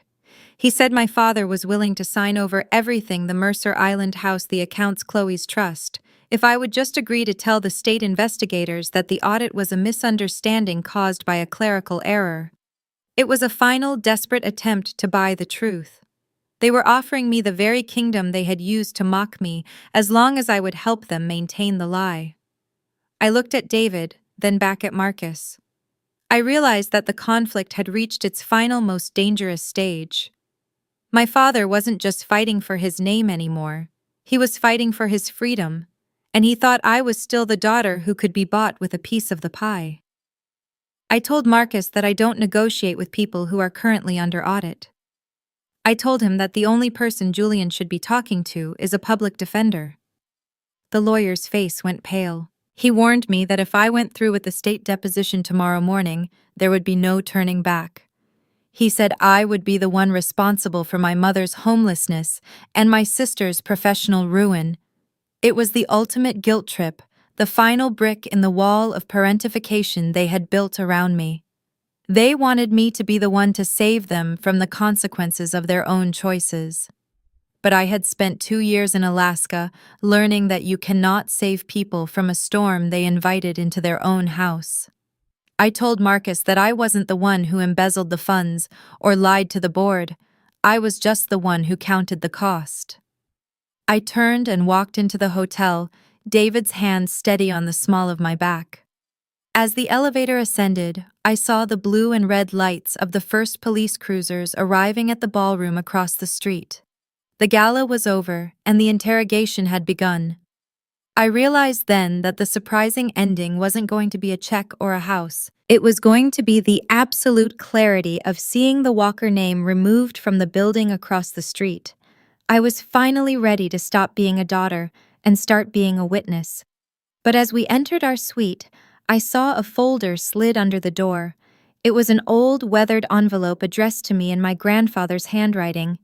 It wasn't from Julian or the firm. It was a letter Silas had given to his old friend Robert Hartley to be delivered only if I ever returned to Seattle to face my father. I opened it and felt a new wave of shock. Silas hadn't just left me the land. He had left a confession. He had known Julian was siphoning funds as far back as 2012, and he had set a trap that only a forensic accountant would know how to spring. The war wasn't just mine. It was a multi-generational reckoning, and the final piece of the puzzle was currently in my hands. I realized then that Julian Walker didn't just lose to his daughter. He had lost to his father 10 years after the man was buried. The satisfying payoff was finally within reach, and it was going to be more devastating than any audit report. In the immediate aftermath of the retirement gala, the Walker name was effectively erased from the Seattle Social Registry. The prestigious investment firm my father had managed for 4 decades launched an internal investigation before the last champagne glass had even been cleared from the ballroom floor. 48 hours later, my phone rang in the quiet of my Anchorage office. It was Marcus Thorne, but the clinical, arrogant edge in his voice had been replaced by a raw, jagged desperation. He wasn't checking his Rolex or making subtle threats about David's pilot license anymore. He was a man watching his career move toward a terminal impact. He informed me that the firm's board was looking to settle the audit of the Talkeetna Trust immediately. They were offering $1.2 million to close the account and keep the state investigators from digging into the systemic embezzlement I had exposed on those ballroom screens. I sat in my office watching the snow fall over the Chugach Mountains, and I realized I was looking at the math of abandonment in its final form. They weren't paying me because they suddenly cared about the daughter they had disowned. They were paying for my silence. They wanted to buy back the reputation that had already shattered. In their world, every betrayal has a price tag, and every truth is a commodity to be traded. But I wasn't the risky venture they could liquidate with a check anymore. I told Marcus Thorne that I didn't want a settlement. I told him that I wanted the permanent voting rights my grandfather Silas had intended for me to have in the family's remaining real estate holdings. It was a move of corporate inheritance justice. I wasn't just after the money from the geothermal project. I was moving to take legal control of the Mercer Island home. I wanted the deed to the kingdom that had excluded me for 29 years. The conflict of my childhood had always been about who got to control the narrative. Julian and Catherine used the house on the lake as a fortress to keep their secrets in and people like David out. They had spent my entire life making me feel like a visitor in my own home, a person who was only allowed to stay as long as I remained invisible and useful. By demanding the voting rights, I was flipping the script. I was becoming the landlord of their pristine image. I told Marcus that if the firm didn't comply, I would hand over my full forensic audit to the federal prosecutors, who were already circling the firm's retirement accounts. The lawyer actually gasped, the sound of his panic carrying through the line as he realized the Walker legacy was no longer a dynasty. It was a hostage situation, but the boardroom fallout didn't stop with a legal standoff. Within an hour of my conversation with Marcus, my sister Chloe called. This wasn't the polished, high-yield sibling who had mocked me at Christmas. This was a woman whose paper success was tearing at the seams. She screamed that I was destroying everything that her wellness retreat partners were pulling out because of the scandal. She accused me of being the very monster our parents said I was, a person so unstable that I would burn my own house down just to feel the heat. I didn't respond with anger. I simply asked her how much of the geothermal royalty money she had already spent. The silence on the other end was the only confession I needed. She wasn't just my sister. She was a co-conspirator who had been betting on my silence to fund her vanity. I realized then that the logic of American society is brutal to those who build their lives on a grave of lies. The Walkers were losing their social currency, their financial standing, and their internal trust all at once. The family heritage Gala had become the catalyst for a total institutional collapse. Every person who had ever looked down on me for living in Alaska was now scrubbing the Walker name from their contact lists. I was no longer the family disappointment. I was the only person with a solvent reputation. As David came into the office and handed me a coffee, he looked at the blue light of my screens where the legal transfer of the Mercer Island property was already being drafted. He asked if I was ready to go back and take the keys. I told him I didn't want the keys to live there. I wanted the keys so I could decide who was allowed to walk through the door. I wanted to be the architect of a new reality where people like Julian Walker couldn't hide their crimes behind a manicured lawn and a charitable gala. But as I prepared to sign the counteroffer, my private investigator sent over a final urgent update. It wasn't about the money or the land. It was about Catherine. It turns out my mother hadn't just been an enabler. She had been the one who actually found the geothermal survey years ago and hid it from my grandfather while he was on his deathbed. She had been the primary mover of the deception, the one who decided I was the acceptable sacrifice for the family's survival. This news was the new, stronger conflict I hadn't expected. The betrayal went deeper than my father's corporate greed. It was a maternal erasure that spanned decades. I looked at the disinheritance letter Catherine had sent, the one I had held up in the spotlight, and I realized that my mother's weaponized vulnerability was actually a high-level camouflage for a predatory mind. She hadn't just failed to protect me, she had actively hunted me to protect her own standing. I felt a surge of adrenaline that was colder than any Alaskan winter. I wasn't just auditing a firm anymore. I was preparing to dismantle the very woman who gave me life and then tried to take it back. I told Marcus Thorne to add a new clause to the agreement. a full notarized confession from Catherine regarding the geothermal survey. Without it, I would see them all in court and I would make sure the prosecution had every single receipt. The war for the truth had just become personal, and I was going to make sure the final outcome was as absolute as the silence they had forced on me for 2 years. I was finally ready to be the woman who decides when the story is over. 1 week after the public demolition of the Walker name, the sub-zero Alaskan wind carries a sound I never expected to hear again. It is the rhythmic thumping of the front door, but it lacked the clinical arrogance of Marcus Thorne's legal knock. This time it sounds hollow and frantic. When I pull it open, I am not met with a process server or a briefcase. I am standing face to face with the 2 people who spent 730 days pretending I was a ghost. Julian and Catherine are standing on my porch in Anchorage, their designer wool coats looking entirely inadequate against the biting northern air. They don't arrive with a lawyer or a threat this time. They arrive with weaponized vulnerability. My mother looks aged and wrecked, her face stripped of the country club polish she wore like a second skin. The vibrant emerald silk from the Gala has been replaced by a muted, apologetic gray. Her eyes are swollen from crying, and when she sees me, she reaches out with trembling hands trying to pull me into a hug I didn't ask for. She calls me baby, and whispers that they were just trying to protect the firm. She claims they were under so much stress, and that they truly thought I was unstable. It is a masterful performance of maternal grief, designed to make me feel like the one who abandoned them rather than the daughter they surgically removed from their lives. Julian stands behind her, his posture no longer that of a silver-haired mogul who owns the room. His hands are visibly shaking as he looks at the fixer-upper house he once dismissed as a suicide mission. He looks at the sturdy walls and the warm light spilling out from the kitchen where I built my own firm, and for the first time in my life I see recognition in his eyes. It isn't pride. It is the realization that I have the only solvent reputation left in the family. He clears his throat, the sound dry and cracked, and tells me they want to make this right. He says we can be a family again, as if a decade of siphoning my trust and 2 years of social assassination can be undone with a single sentence. I stand on my porch with my spine straight, the cold air filling my lungs and giving me a clarity I never had on Mercer Island. I realize that this is my phoenix from the ashes moment. They aren't here because they missed me.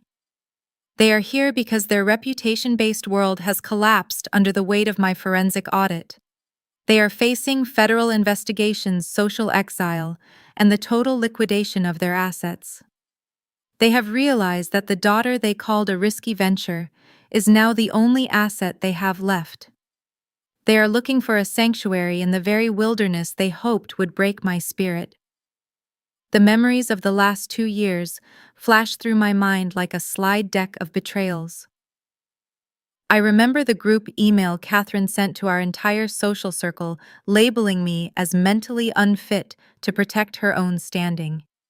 I remember the empty chairs at my wedding, on the cliffside in Homer. I remember the way they used my grandfather Silas's death as an opportunity to pick the locks of my inheritance while I was thousands of miles away. I look at my mother's tears and my father's trembling hands, and I don't feel the old desperate need for their approval.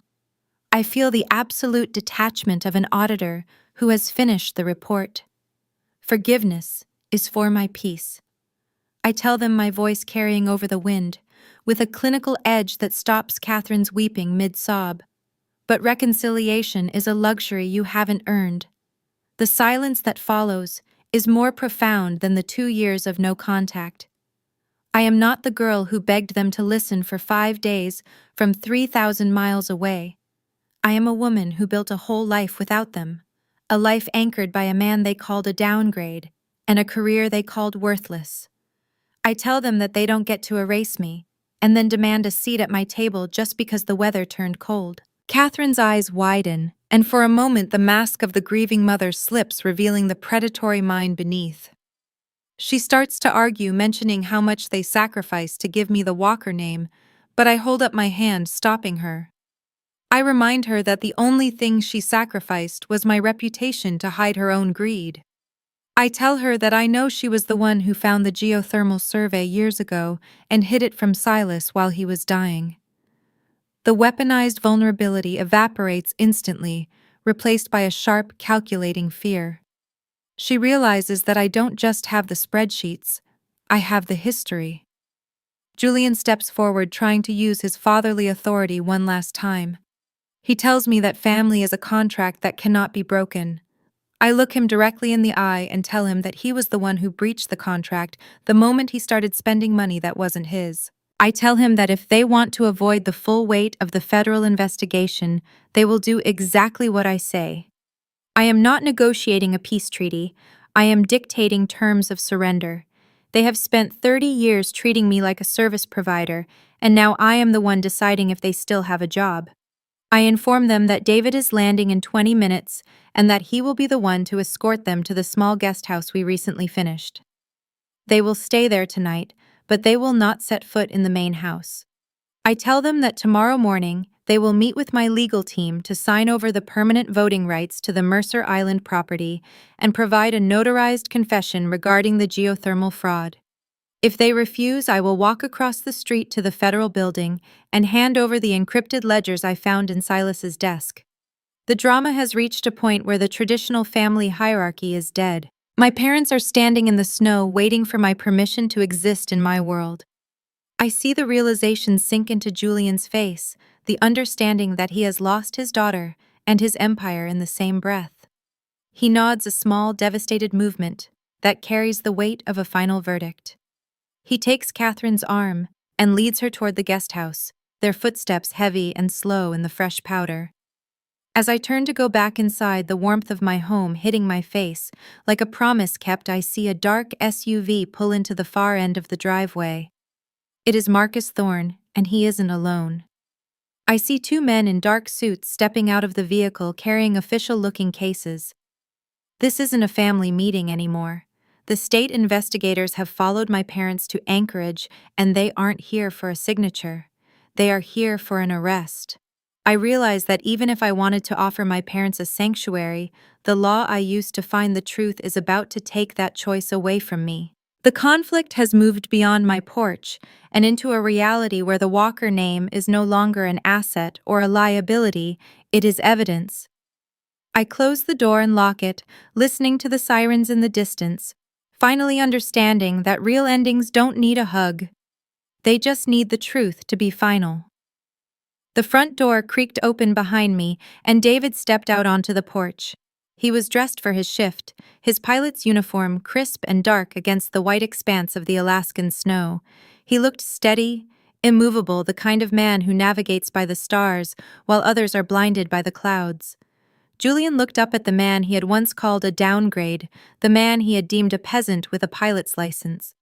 In the harsh, unforgiving light of an Anchorage morning, the hierarchy my father had spent 30 years polishing was nowhere to be found. David didn't offer a handshake. He didn't offer the polite social cues Julian usually used to measure a man's worth. He offered a fact-based observation that hit the air with the weight of a final verdict. He looked at my father and noted that Julian had skipped my graduation and my wedding because he couldn't find value in me. He pointed out that now, when I am the only person who can save their house and their freedom, Julian has suddenly discovered a sense of vision. My father said nothing. The logic of American reality had flipped on its axis. The man who flew medical supplies into mountain storms for the sake of strangers was the one standing in a position of unconditional acceptance, while the man who had spent his life flying private jets was the one currently caught in a storm of his own making. Julian's silence was the sound of a man realizing that his currency was no longer accepted at the only bank that mattered. I reached into my portfolio and pulled out a document I had drafted with my legal team. I called it a contract of existence. It was a cold, clinical piece of corporate inheritance justice. I told my parents that I was willing to let them stay in the Mercer Island home, but only on my terms. I required them to transfer the title of the property to me immediately, effectively turning my father into a tenant in the house he used to use as a fortress of exclusion. Furthermore, they were required to attend mandatory family counseling to address the decades of parentification and scapegoating they had inflicted on me. I watched my mother's face go pale as she realized I wasn't asking for a hug.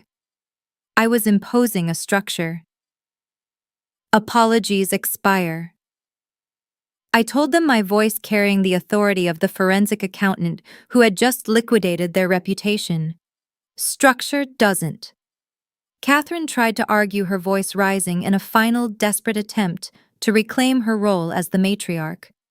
She said that I was being cruel and that a daughter shouldn't treat her parents like a business transaction. I reminded her that they were the ones who turned our family into a portfolio, and I was simply the auditor who found the accounts were in the red. I told her that if they didn't sign, the state investigators currently waiting in the driveway would be the next people they spoke to. The drama of the moment was sharp and crystalline. My parents were facing the absolute reversal of their lives. They had spent 29 years making me feel like a risky venture, and now they were begging for a bailout. I saw the pride drain out of Julian as he took the pen from my hand. He signed the transfer of the title on my porch, the wind whipping the pages of the contract that stripped him of his last remaining status symbol. He wasn't the mogul of Mercer Island anymore. He was a man who needed his daughter's permission to have a roof over his head. But as they finished signing, a new and more visceral conflict emerged from the shadows of the driveway. My sister Chloe stepped out of the black SUV, her face no longer polished or high-yield. She looked like a woman who had been through a professional landslide. She screamed that I had betrayed the family and that she was being investigated for the geothermal shell company. She accused me of being a monster who would put her own sister in prison to get a piece of land. She lunged toward me, her designer handbag swinging like a weapon, but David stepped between us with the quiet, immovable strength that had kept me safe for 3 years. I looked at my sister, the golden child who had laughed while I was erased, and I realized that she was still trying to use drama to hide the truth. I told her that I hadn't put her in prison. Her own greed had built the walls. I informed her that I had already handed over the files regarding the offshore accounts she shared with Julian. The look of pure, unadulterated terror that crossed her face was the final receipt of the Walker legacy. She wasn't the successful wellness mogul anymore. She was a co-conspirator who had just realized the forensic titan she mocked was the one who held the keys to her future. Chloe turned to our parents, begging them to do something, but Julian and Catherine could only look at the snow. They had no power left to give her. They had traded their authority for a guest house and a chance to avoid an indictment.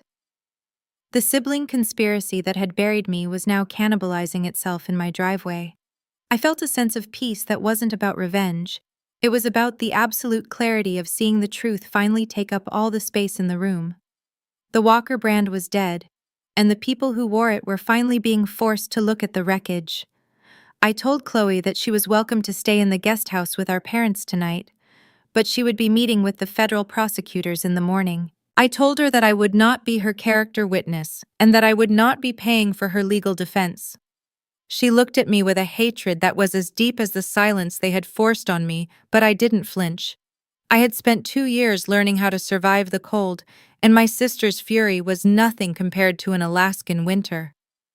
As they walked toward the guest house, a defeated, broken line of people, I realized that the logic of my survival was finally complete.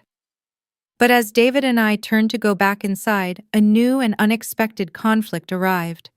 A state trooper's cruiser pulled into the driveway, its lights casting a rhythmic red and blue glow against the snow. The officer stepped out and asked for Emily Walker. He told me that there had been a development in the Talkeetna project. It turns out the Energy Consortium wasn't just interested in the geothermal vent. They had found evidence of a massive unreported environmental violation on the neighboring parcel, a parcel owned by the investment firm Julian had managed for 40 years. My father hadn't just been embezzling, he had been covering up an ecological disaster that could bankrupt the entire district. The war for the truth had just expanded from a family trust to a statewide crisis. I realized that my audit hadn't just found a swindle. It had found the beginning of a catastrophe. I looked at the guest house where my father was currently trying to find a way to save himself. And I knew that the next 24 hours would decide if the Walker name would be remembered as a dynasty or a crime scene. I turned to the officer and told him that I had the files he needed. I wasn't just a daughter or a creditor anymore. I was the state's primary witness in a case that would redefine the logic of integrity in the entire Pacific Northwest. As the sirens echoed through the Anchorage night, I realized that real endings aren't about walking away. They are about standing still until the last lie falls. The sky over Anchorage is a bruised purple as the state troopers lead Julian and Catherine toward the idling cruisers. I watch from the porch, the cold air no longer biting, but feeling like a clean slate. As my parents walk down the driveway David and I paid for, I feel a profound shift in the architecture of my own identity. The final gatekeeper has moved. For a lifetime, I believed I was a daughter waiting for a verdict of worthiness that was never going to come.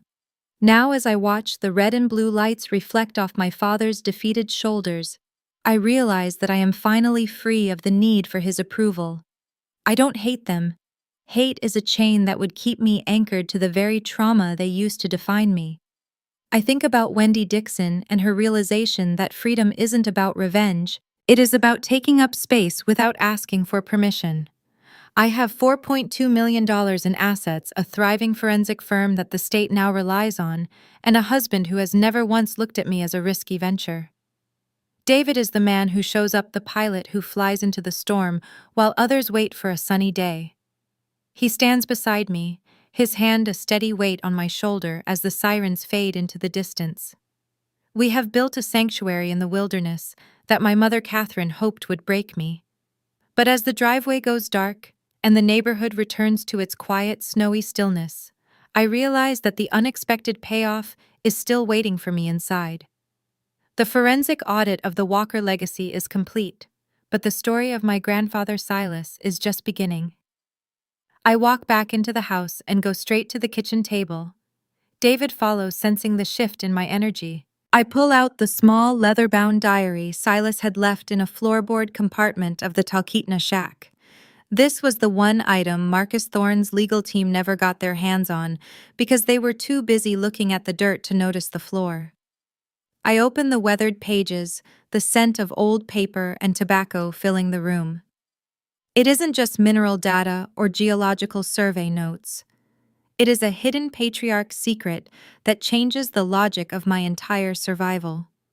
Silas didn't just leave me the land as a symbolic gesture of love. He had left me a 15% silent stake in the very energy consortium TerraCore Power that was now bidding on the geothermal rights. My grandfather was a man who understood the architecture of a lie better than anyone. He knew his son Julian would eventually fail because Julian built his life on siphoning value instead of creating it. Silas had spent 40 years watching Julian turn the family firm into a house of glass, and he knew that the only way to protect the family legacy was to bypass the current generation entirely. He had built a second-chance safety net for the only grandchild who saw the mountain. He had used a series of shell companies in the late 90s to buy into the early exploration phases of the geothermal project, and he had placed those shares in a private trust that only activated upon my 31st birthday, or the moment an outside firm made a formal bid on the Talkeetna parcel. I sit back in my chair, the weight of the realization making it hard to breathe. For 15 years, while I was working 3 jobs to pay for my certifications and eating ramen on the floor of a fixer-upper, I had been the wealthiest asset in the entire family. I was a multimillionaire before I ever signed my first state contract, and I hadn't even known it. The logic of my survival wasn't a fluke of luck or a desperate scramble against the odds. It was premeditated by the only man who truly loved me. Silas knew that if he gave me the money too early, Julian would have found a way to litigate it away from me. He waited until I had become the forensic titan who knew how to protect it. He waited until I didn't need the money to know my own value. The irony is so sharp it almost hurts. Julian and Chloe had spent 2 years trying to swindle me out of a rotting shack, completely unaware that by doing so they had triggered the very clause that gave me a seat at the head of the table they were trying to sell. By sending Marcus Thorne to Anchorage, Julian had accidentally handed me the keys to the entire geothermal consortium. I am not just a landowner with royalty rights. I am a major shareholder with the power to veto the very deal Julian was counting on to pay off his embezzlement debts. My grandfather didn't just give me a leg up. He gave me the power to foreclose on the people who tried to erase me. I look at David and explain the math. The 15% stake in TerraCore means I am now the primary obstacle to the acquisition Julian's firm was counting on for their bailout. The state's ecological investigation into Julian's firm is going to trigger a forced liquidation, and because of the silent stake Silas left me, I am first in line as a secured creditor. I don't just own the Mercer Island house now. I own the future of the firm that disowned me. The absolute reversal is complete.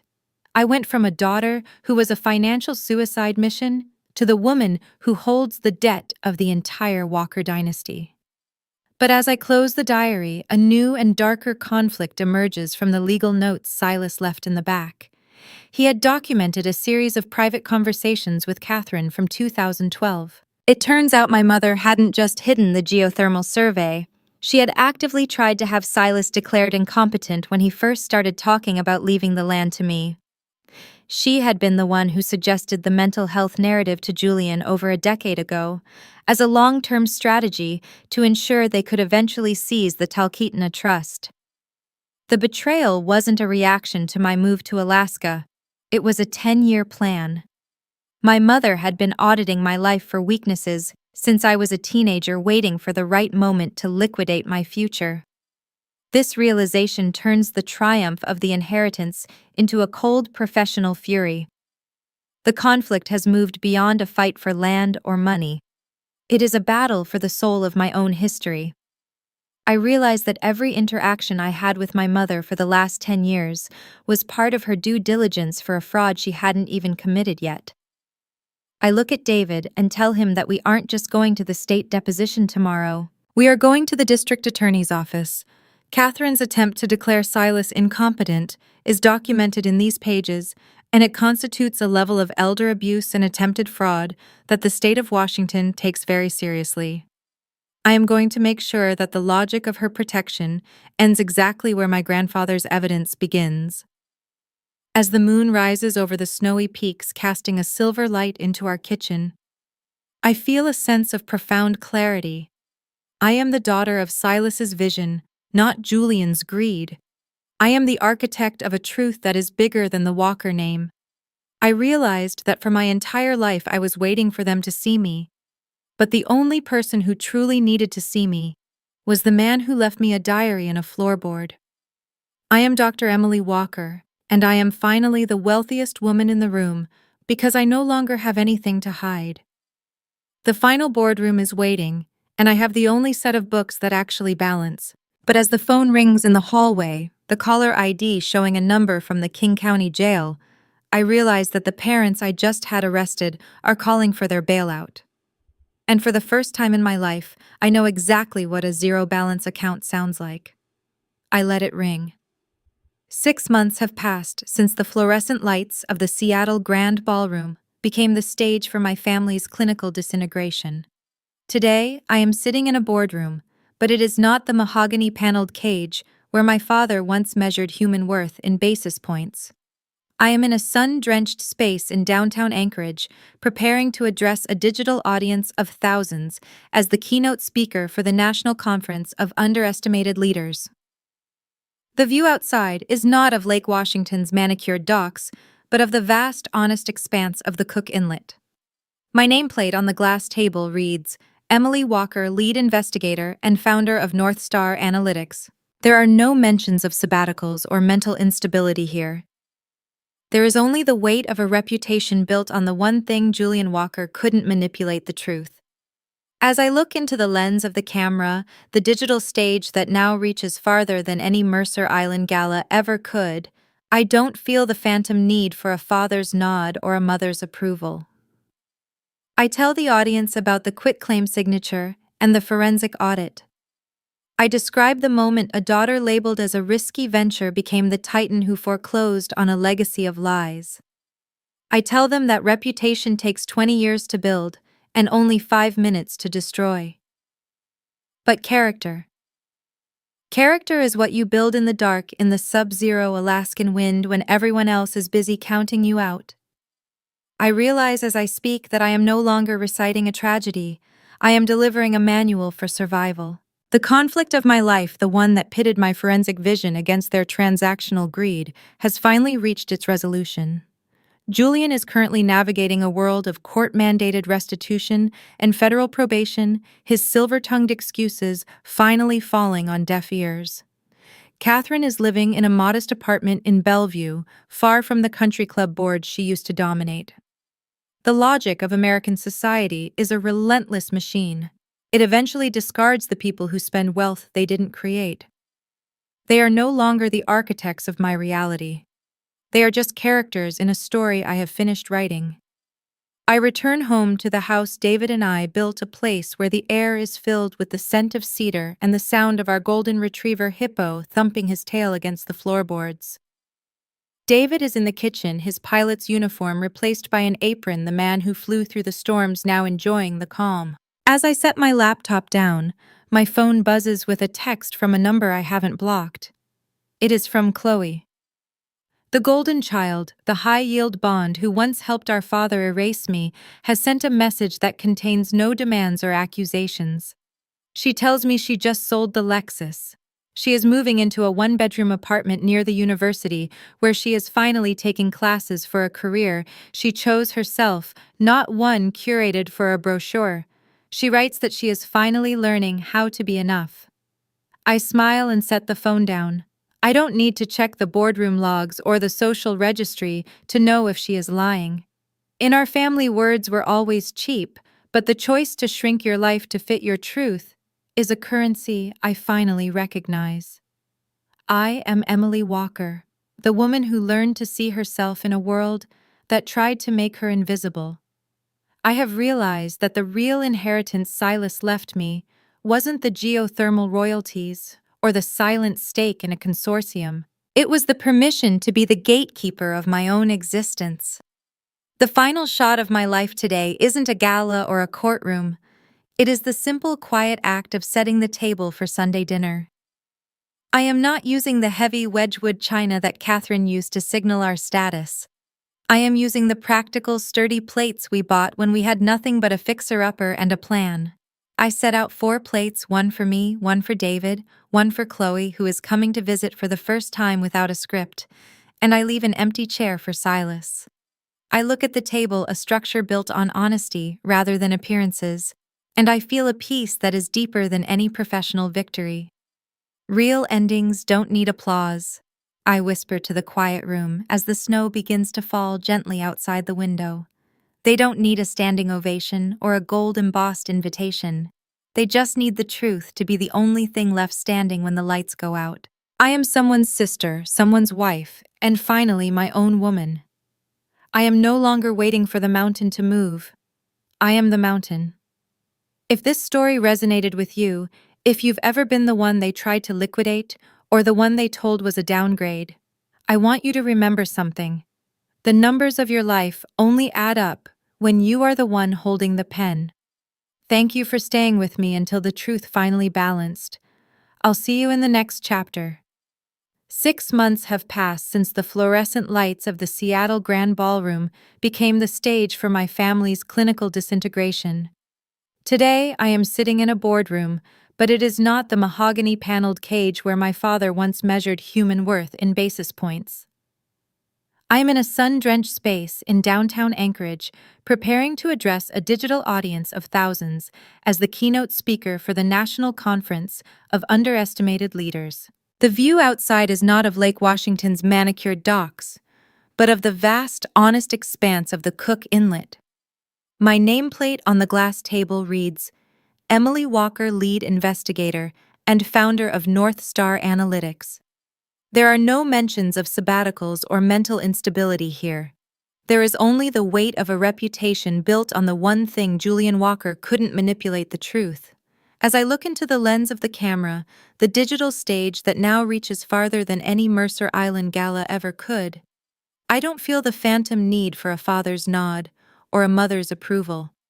I tell the audience about the quitclaim signature and the forensic audit. I describe the moment a daughter labeled as a risky venture became the titan who foreclosed on a legacy of lies. I tell them that reputation takes 20 years to build and only 5 minutes to destroy. But character. Character is what you build in the dark, in the sub-zero Alaskan wind, when everyone else is busy counting you out. I realize as I speak that I am no longer reciting a tragedy. I am delivering a manual for survival. Looking back at this journey, I've distilled 5 essential lessons for anyone navigating their own storm. The truth is patient. It doesn't matter how loud a lie is or how many people believe it. Facts do not expire and will eventually demand to be seen. Success is the ultimate refutation. You don't need to argue with those who diminish you. Building a life they can no longer ignore is the most devastating response possible. Family is a choice, not a contract. Blood may grant you a name, but only consistency, respect, and showing up grant the right to be called family. Boundaries are architecture, not revenge. Setting a limit isn't about hurting others. It's about designing a space where you are finally safe to exist. Your worth is internal. Seeking approval from those committed to misunderstanding you is a zero-balance account. You must learn to see yourself first. I return home to the house David and I built, a place where the air is filled with the scent of cedar and the sound of our dog thumping his tail against the floorboards. David is in the kitchen, the man who flew through the storms, now enjoying the calm. As I set my laptop down, my phone buzzes with a text from Chloe. She writes that she is finally learning how to be enough. I smile and set the phone down. I am Emily Walker, the woman who learned to see herself. Real endings don't need applause, they just need the truth. If this story of resilience and the forensic titan resonated with you, please subscribe to Hazel Tells Stories for more accounts of those who found the courage to stand up and speak their truth. Remember, you decide who walks through your door. Until next time.